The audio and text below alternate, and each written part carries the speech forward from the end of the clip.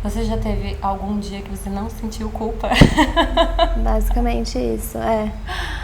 Teria algo pra contar se fosse o contrário, porque o sentimento de culpa Constante. é constante.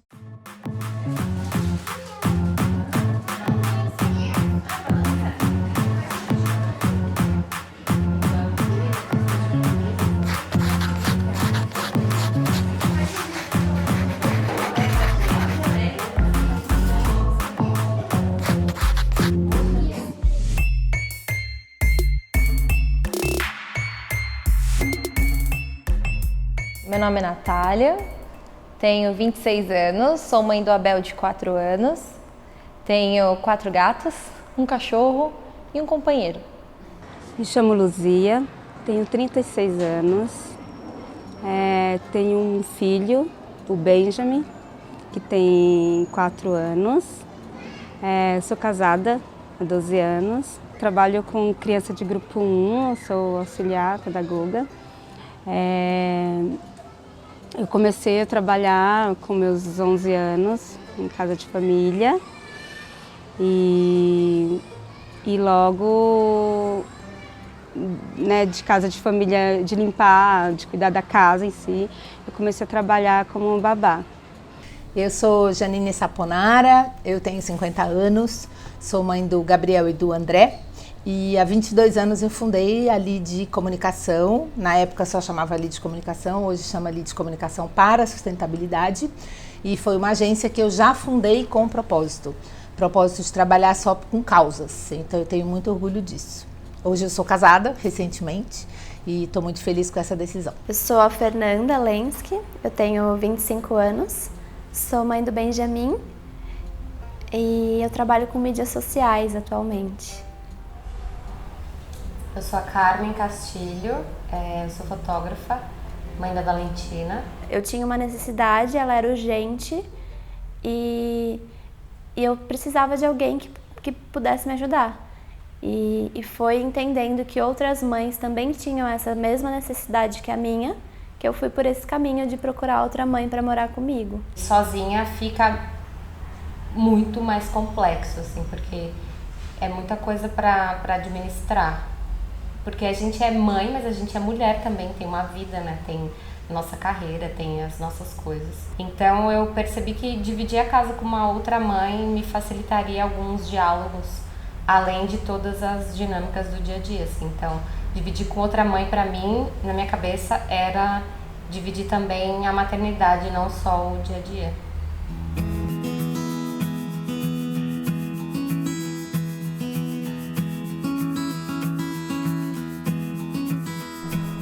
Eu acordo sempre às 6 e aí a primeira tarefa do dia é levar o cachorro para passear, porque é muito importante. Depois disso, eu já tenho que preparar o Abel, trocar roupa, preparar para ir para a escola. Aí a gente vai, pega o carro, leva ele para a escola, volta.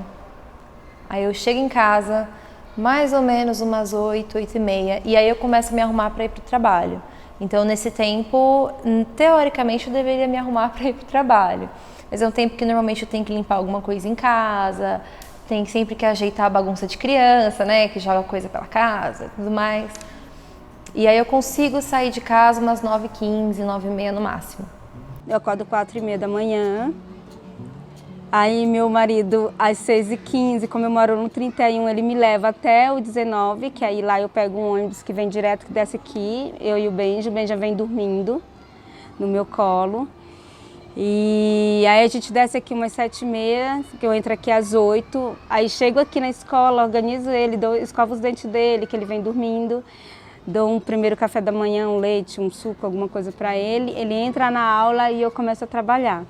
E aí eu vou até o trem, pego o trem, metrô, e vou até a Paulista lá no meu trabalho, que na verdade é um estágio num banco. E eu trabalho nesse estágio até às 5h30. E daí em diante é bem corrido, porque eu saio correndo do estágio, pego o metrô, trem, chego em São Caetano, que é onde eu moro, busco meu filho na creche. Tem um caminho aí de 1,5 km da estação até a escolinha, então eu faço isso de salto na maioria das vezes. Busco ele na escolinha, vou descendo até o ponto de ônibus, que fica mais ou menos 1 quilômetro da escolinha. De lá eu pego um ônibus que demora uma média de uns 40 minutos até a universidade em São Bernardo. E aí a gente assiste a aula. E nisso a gente volta para casa, ele vai dormindo também no ônibus, vai no meu colo. Aí depois a gente desce lá e tem uma caminhada pra gente fazer. E muitas vezes eu ia com ele, agora não, que ele já tá 4 anos e tá mega pesado, mas antes eu andava tipo meia hora com ele no colo, com mochila. Depois da aula a gente chega em casa, normalmente umas 10 horas. Ele já vai dormir, toma um banho, dorme. E eu vou dormir normalmente 11h30. Sempre com ele, tempo inteiro, assim. E fim de semana também, porque assim, o meu marido trabalha sábado e domingo, né, também. Direto, assim, a escala dele, então ele tem uma folga só. Então, assim, ele tá sempre comigo, sempre, sempre, assim, acorda comigo, dorme comigo, vem pro trabalho comigo. Então, assim, às vezes eu me sinto sufocada, assim. Que às vezes eu falo, será que eu posso ter esse sentimento? Porque a gente sente mesmo que é culpada. Tipo, será que eu posso estar, tipo, sai um pouco de perto de mim, sabe? A maternidade para mim, ela veio como um presente, assim. Poderia ter sido um presente ruim, mas foi um presente muito interessante. Eu fui mãe solteira do Gabriel. Quando eu já era jornalista, eu tinha 1 ano e pouco que eu já tinha me formado, eu estava fazendo pós-graduação e simplesmente me vi grávida. Aí 6 anos depois do Gabriel eu tive o André. E aí, hoje os 2 são adultos, né? Mas assim, foram extremamente amados e criados, assim, e junto com a minha profissão, porque eu não abandonei a carreira hora nenhuma. Então foi muito interessante, assim, né, o paralelo da maternidade com a carreira. E eu acho assim que, nossa, eu assim, não me arrependo nem um dia de não ter parado de trabalhar por nenhum dos 2 filhos. Foi sempre muito bom. Hoje eles são orgulhosos do meu sucesso, mas eu me culpava muito, né, de ficar fora e de, às vezes, aconteceram situações como, por exemplo, o André, que é o meu caçula. Eu telefonei uma vez, eu estava na Espanha, palestrando num congresso, e esse caso é interessante de contar. E eu telefonei para ele, quis falar com ele, né? Ele tinha 4 anos, e ele falou assim para mim, mãe, eu tô esquecendo como você é. E eu então falei para a babá, passa para o Gilberto, né, o pai dele. Falei, eu vou voltar. Ele falou, não vai voltar, você não vai voltar, ele é criança, ele está cansado, ele está com sono, você não devia nem estar falando com ele. Eu falei, eu vou voltar agora, eu vou voltar hoje. Ele falou, não precisa, Janine, ele está cansado, liga amanhã que você fala com ele. E aí a babá, super querida, também uma menina que ficou com a gente muitos anos, ela falou, dona Janine, eu vou encher o quarto dele de foto da senhora, não se preocupe. E aí no dia seguinte eu telefonei, ele estava ótimo, estava brincando, mandou 1000 beijinhos, falou que o quarto estava cheio de foto e a gente resolveu. Mas você imagina, para uma mãe que está cumprindo um propósito, né? Eu estava na Espanha num congresso de terceiro setor, defendendo ONGs, era um momento muito complicado para as ONGs no Brasil e no mundo, era 2001, e estava fundando, né, o GIF tinha sido fundado, o IDES estava sendo fundado, eu estava lá representando essas organizações, e eu dizia, gente, como é que a criança está esquecendo como eu sou? Então, assim, você imagina a culpa que eu senti nesse momento. Desde que o teste dá positivo, a mulher se culpa. Se culpa porque talvez não esteja fazendo uma dieta certa, porque talvez esteja faltando alguma coisa, ou porque talvez ela não tenha tempo de cuidar daquela criança, ou como vai ser o casamento depois que a criança nascer. E aí quando o bebê nasce é aquela loucura, aquela explosão de hormônios e a gente fica super desorganizada e até a vida voltar ao normal, não sei se ela volta, né? Acho que tem que reaprender a viver e a culpa é uma coisa que vai acompanhar e acho que é super importante que essas mulheres sejam olhadas como mulheres depois de mães, né? Porque quando uma mulher tem um filho, geralmente ela vira mãe do fulano ou da fulana e ela perde um pouco da identidade dela como pessoa. Então, é super importante que as famílias, principalmente os maridos, companheiros, enfim, olhem para essa mulher como mulher e ajudem ela a entender que tudo que ela faz é o melhor que ela pode. Talvez naquele momento realmente não seja o suficiente, mas é o que está ao alcance dela. Se ela soubesse fazer diferente, ela faria de outra forma, ela teria outras escolhas. Mas naquele momento é o que é possível.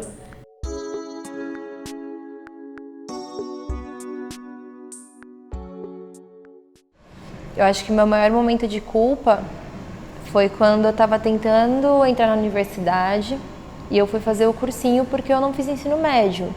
E eu lembro de situações em que eu estava no carro, meus pais dirigindo eu atrás, o livro do cursinho, que era uma apostila enorme, aberta no meu colo, e meu filho também no meu colo, segurado pelo braço, amamentando, e eu estava lendo.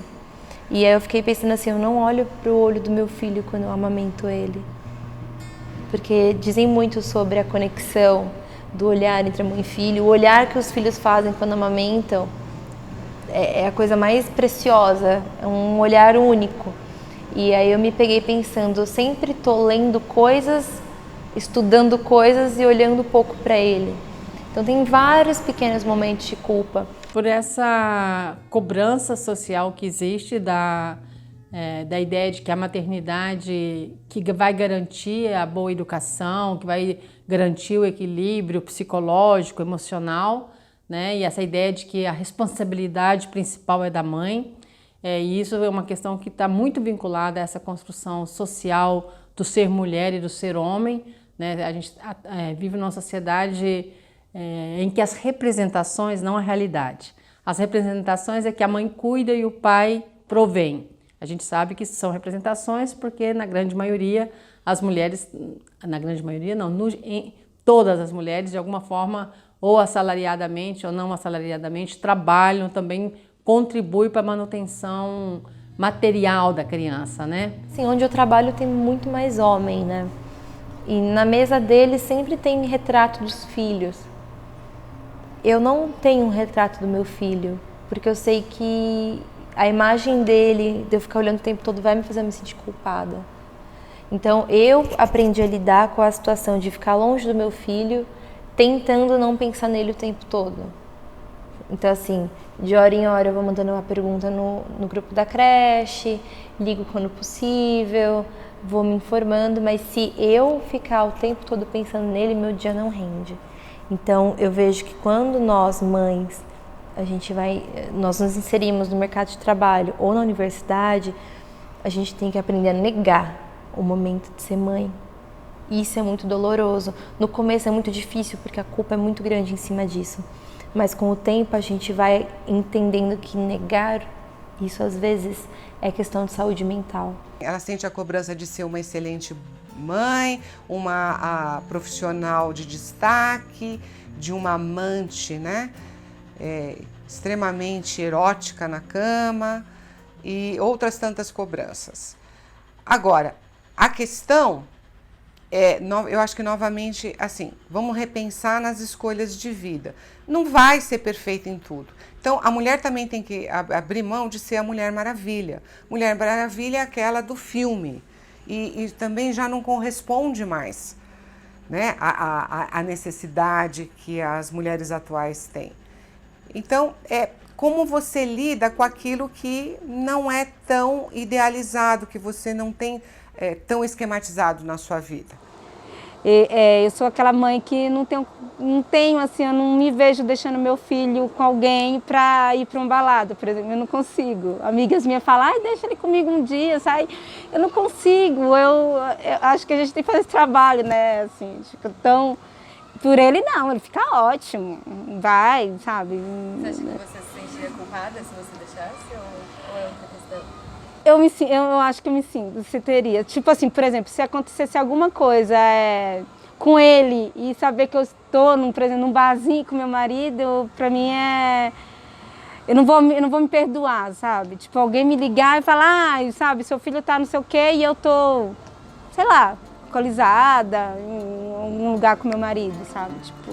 E isso se desdobra na relação dela com as amigas, com a família, com o marido, com seus pares amorosos, e sempre a ideia de que são as mulheres que são responsáveis pelo equilíbrio afetivo e emocional, para que as coisas deem certo.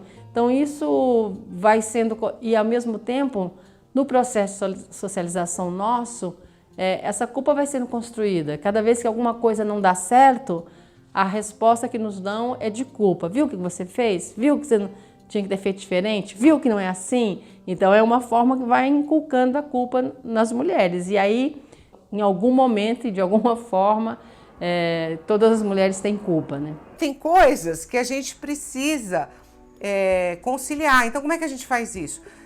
Talvez estimulando e pensando assim, se daria espaço para retomar alguma atividade que ela faça só para ela. Promover, talvez, uma reflexão sobre momentos que o casal pode estar sozinho e ela pode delegar um pouco mais, né, o cuidado dos filhos com a família ou com uma outra ajuda que ela tenha. Então, pequenos espaços, mas nada idealizado e nem com foco para garantir que ela seja perfeita em tudo. Então, a primeira coisa é quebrar a idealização de perfeição e de Mulher Maravilha.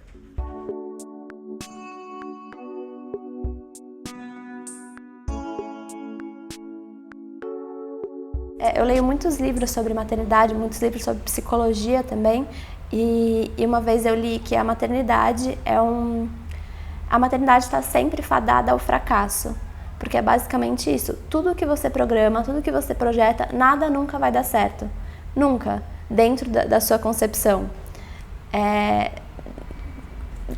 Porque a gente pode dizer que tenta não projetar, não quero que meu filho seja assim, quero que meu filho seja assim. A gente tenta diminuir isso ao máximo, mas a gente espera coisas básicas, sei lá, eu espero que meu filho seja saudável, eu espero que meu filho seja feliz, qualquer coisa básica, existem essas expectativas. E a maternidade vai acabar com todas elas, todas. Então, o sentimento de culpa está muito ligado a isso, né? Porque a gente acha que existe uma técnica certa para chegar na maternidade boa e a maternidade boa não existe, sabe? Então, a gente está buscando algo que não existe. Então, é por isso que está eternamente fadado ao fracasso, assim, porque a gente procura uma maternidade que não existe. Inconscientemente, é claro que falando disso, né, fica mais fácil de entender e se frustrar menos. Mas, num contexto social, isso acaba influenciando a gente. Precisa muita conversa e é muito bom ter uma mãe perto para poder conversar sobre isso. É porque quanto mais a gente fala sobre maternidade, sobretudo com outra mãe, a gente vai percebendo que a outra também vive coisas semelhantes, sabe? Vive a mesma coisa de uma maneira diferente, assim, porque pelas particularidades, mas é muito importante ter essa troca de e aí, você tá sentindo culpa nisso? Mas vamos falar sobre isso, sabe? E ter uma relação dessa direta ameniza esse sentimento. Ele não vai deixar de existir, mas ameniza. Falar sobre e compartilhar ameniza, porque você vê que a outra também sente, também vive, é natural, e aí as coisas vão se dissolvendo, assim.